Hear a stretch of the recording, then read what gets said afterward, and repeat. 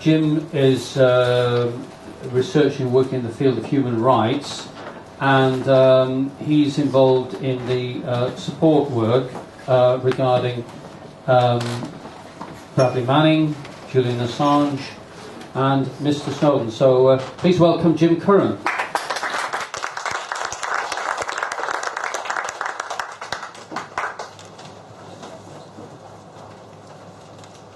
First, I want to say that I support the campaign to reinvestigate 9/11, and I'm involved with the different groups that, as I've been introduced with, but I've been largely involved with the Irish Civil Rights Association. I'm chairman of the Irish Civil Rights Association, and it's over the years that I have joined up with these other groups.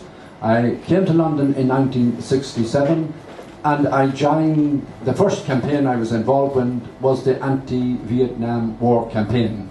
The Irish Civil Rights movement was founded in 1968, and I joined that. And around 1969, the armed struggle started. From the crushing of the civil rights movement, the armed struggle started. And I got involved with that.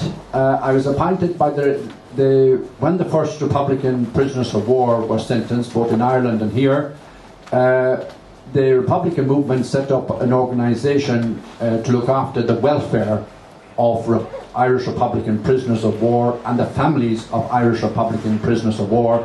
And I was elected as chairman of that. There was a small committee here of just 9 people, because we were under the observation of the MI5 and the MI6 and even the Irish security services.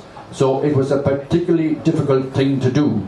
But Norway raised the money in America. It came here to bank, and I administered more or less the welfare fund.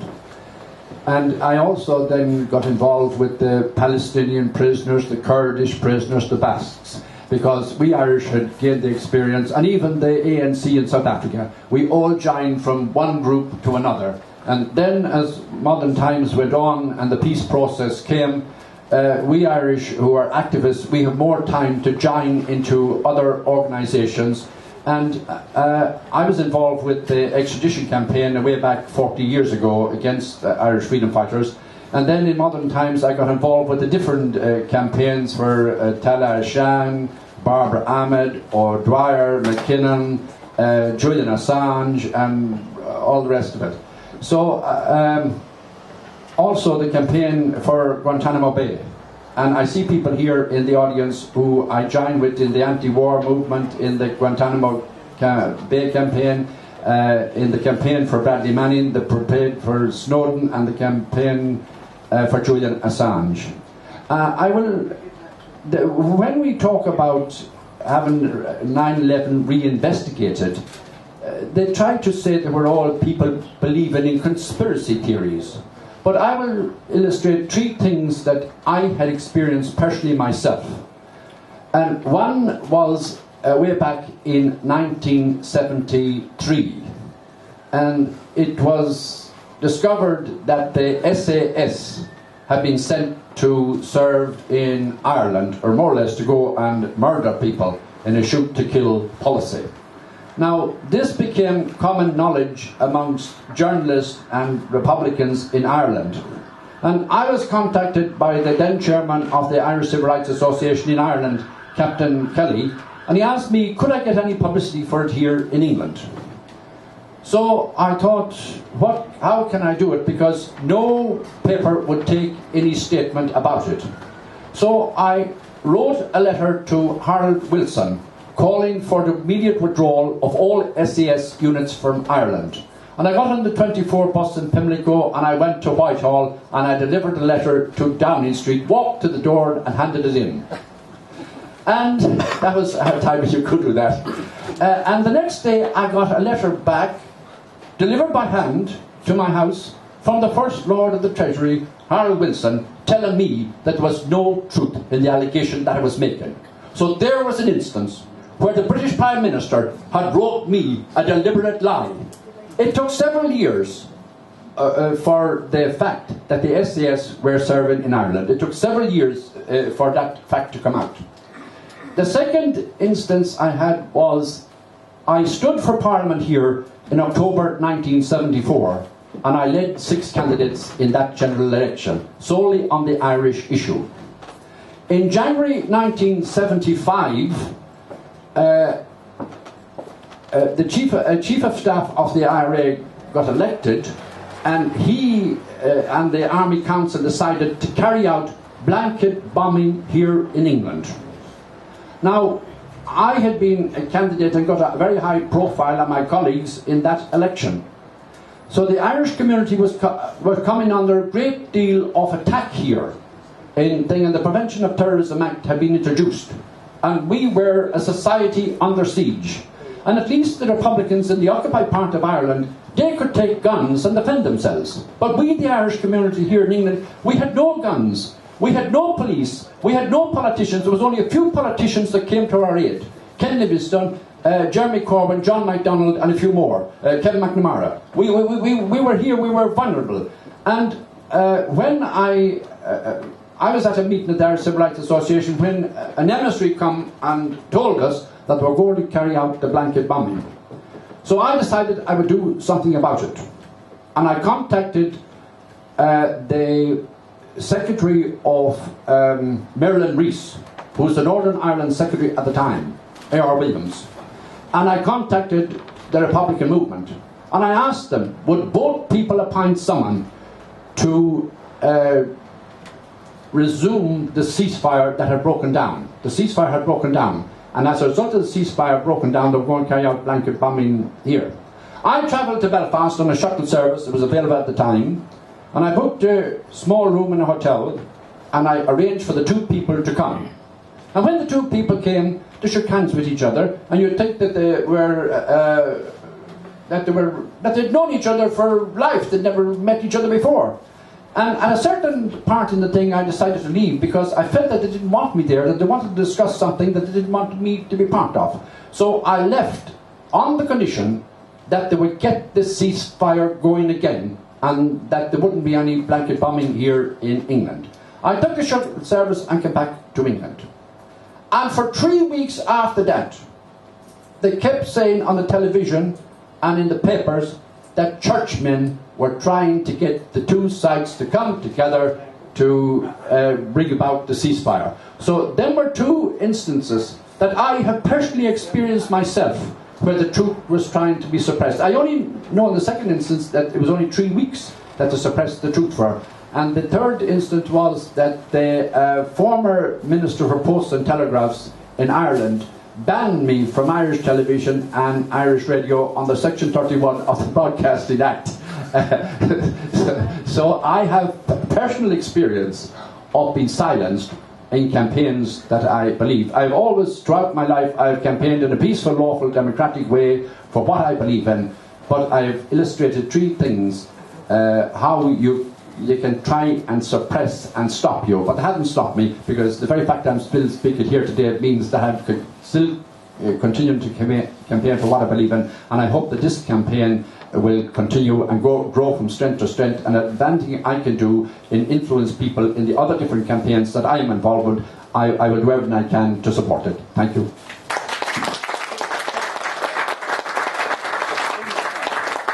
Okay, can we have some questions to Mr. Curran, please? Yeah, I read a book last year. It's about 500 pages. But you also know about the splits between the official Republican and the provisionals. It was about the Workers' Party versus about their growth and decline. What have you any insights into the different factions, like the officials versus the provisionals? Because now the officials are just the Workers' Party, a Marxist-Leninist party, but they're not much support.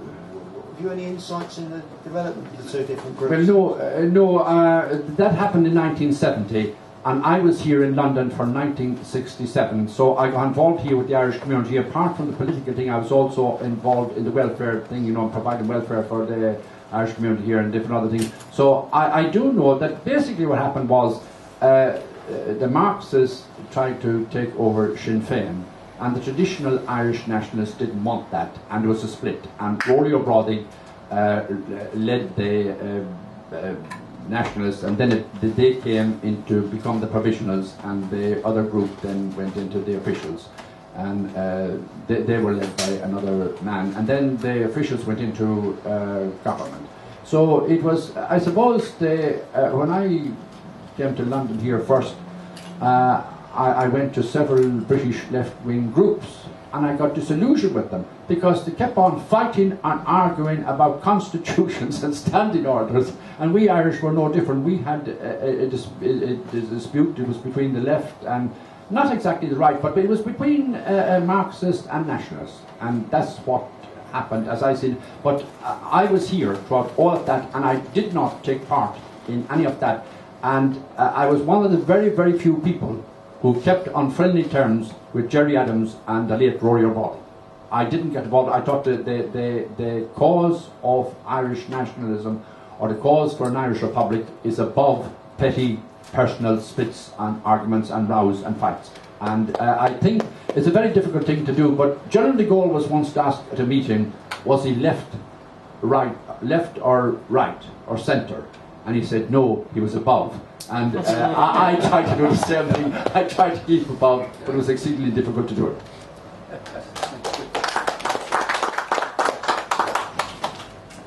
You mentioned the court case in Brussels. Am I right? Sorry. Strasbourg, yes. Beg your pardon.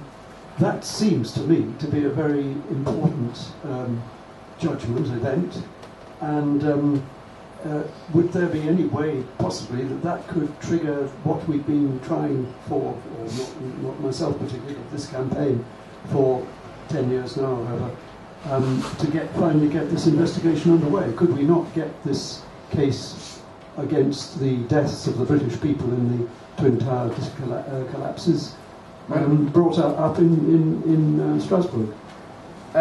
I don't know if you'll be able to get you would certainly, I think that you would be certainly, if there was nationals of member states of the European Union, including the 60 people that who was Ian, is his name?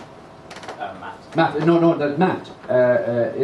talked about, you see. So I think that that nationals of member states of the European Union killed in the Twin Towers, or nationals of the United Kingdom, I think in the European context you will have the case for that. And I think what should happen is that some of the lawyers, or some people should get the lawyers to get a copy of the draft of the thing, and then see can they initiate to demand an inquest for the 60 citizens of the United Kingdom who were killed in the 9/11. And I do believe that the European Court would give perhaps a ruling on it, which would be binding on the British government, because this ruling in relation to what has happened by the SAS in the occupied part of Ireland, there is 24 inquests, and I am pressing for these inquests to be held.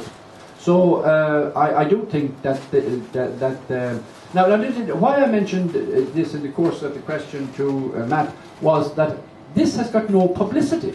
There's not one single British newspaper, to my knowledge, no television station, no radio station has mentioned it. Daily Mail. Who? Daily Mail. Oh, did they mention it? Oh yeah, well, but if Abba Hamza or Abba Qatada had gone to the European Court and be awarded 12,000 like the two people from the occupied part of Ireland, it would be on every single newspaper and every single politician to be pontificating about it ad lib. There wouldn't be one of them that wouldn't be commenting on it. And I think that it's very important, and it's very important to get the campaign going, to extend it from the other thing. But you see, usually it's used against the Irish first, and then it's used against everybody else. After the Prevention of Terrorism Act was first for the Irish, now it's for everybody.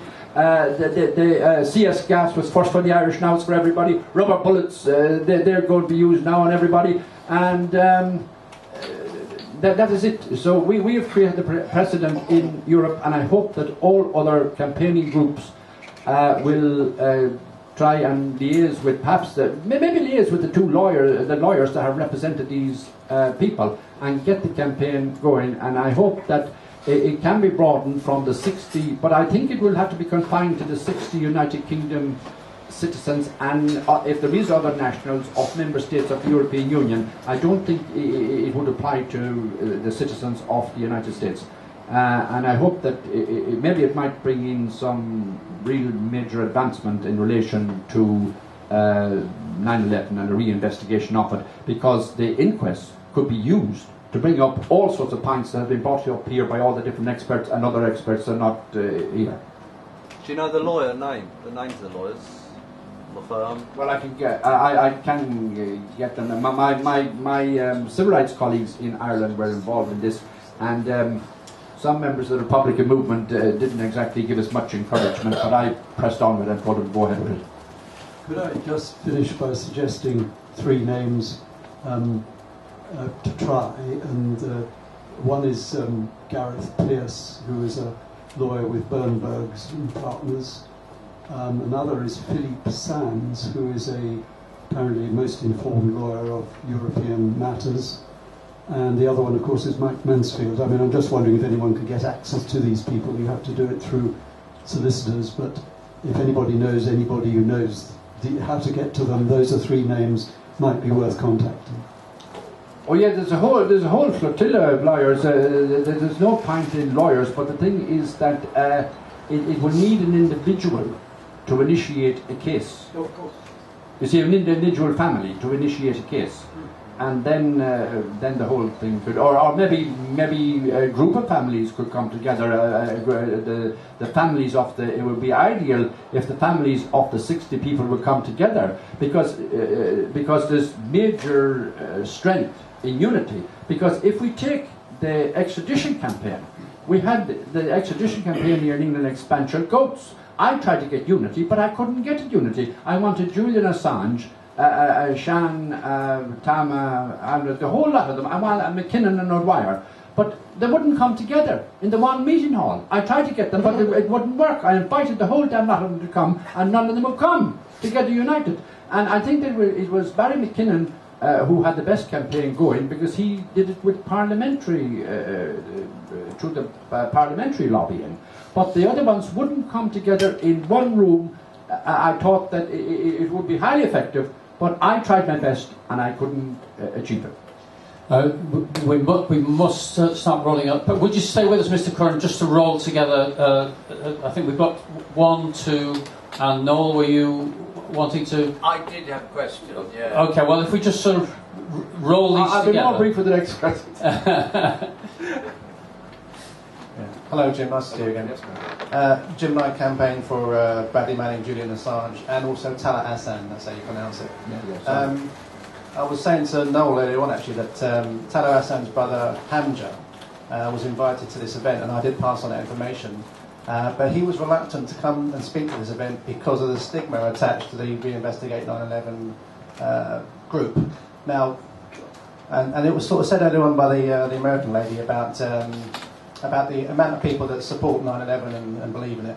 I think that a lot of people on the left are very wary of being connected to the Reinvestigate 9/11 because there is a stigma to it, and they want to distance themselves. I know a lot of people in the so-called left anti-war movement who are very wary of sort of approaching it and think it's a waste of time and that you're a nerd and so on. And you said it yourself, the conspiracy theory label has itself become an insult or a form of ridicule.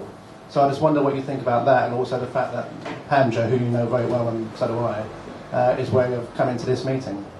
No, well, I don't think you should be wary of coming to the meeting at all. And yes, we have conspiracy theories, but I don't think we should bother about them either, because the Irish freedom fighters were demonised and they were called terrorists.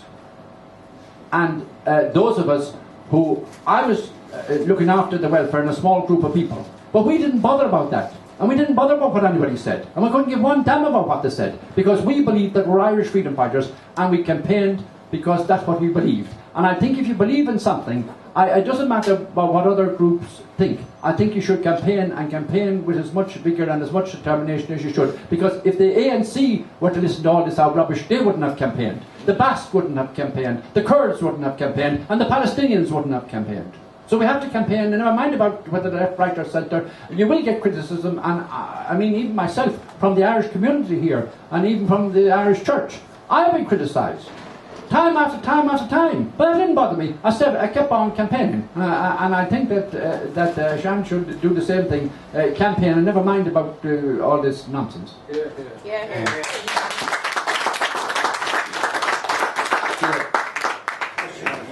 I mean, there's a lot of division in the 9/11 Truth movement itself. I mean, a few years ago, the movement was much bigger. There were many more people coming to these meetings, but people divide along increasing numbers of lines over all these theories, and that's where it goes wrong. Because if you stick to the facts, what can you divide on? But people have different theories, and people think other people are agents, and God knows what else, and paranoia and egos and everything. And so the division is so bad that then people don't want to join, and you're not using the resources, you're not using the skills of people. I mean, it's just left to 2 or 3 people to do everything. Yes, but I think I probably have been involved in more campaigns than any other single person in this room over long periods of time. And yes, it is exceedingly difficult because you get all these problems. And if you take, just looking at Julian Assange campaign, Julian Assange was selected as a senator for the state of Victoria. And those of us involved with that campaign, I went outside of Australia House for day after day. We abandoned the vigil that we have outside the Ecuadorian embassy, and we campaigned there, and we had the Liberal Party and the Labour Party and the Greens. Now, in Australia, you select, in the Senate, you select the vote for the candidate, and then you give your preference. Now, they gave there was one Aborigine candidate who had joined the National Party, which really is a kind of a fascist party in Australia, because the former leader of it was convicted of firing a gun at a member of the ANC, and he was put in prison, and that's the type of party. And the candidate that was selected for Western Australia by Julian Assange, he said to vote for the National Party candidate who was a member of the National Party. And then you had a big row within the whole thing, and Julian Assange got less than 1% of the vote as a result of this division, as a result of this fight, and even the Sex Party in the state of Victoria got more votes than he got. So I say that division is a very dangerous thing, because this is what had done to Julian Assange's campaign in the state of Victoria. So what can we do to try? Well, I think that what you do is what we Irish had to do was we were sometimes reduced to very, very small numbers. And what we done was we got the loyal people and we dumped out the people that we thought that we couldn't trust. And sometimes it mightn't be democratic, but we just got a small group, and we got the dedicated group, and we said to hell with the rest of them, we'll keep going. And that's what I think that all campaigns, I would advise, it doesn't matter what campaign it is, what you're campaigning for, get the people who are sincere, who are honest, and who are dedicated, and keep them together, and let the rest of them go to hell.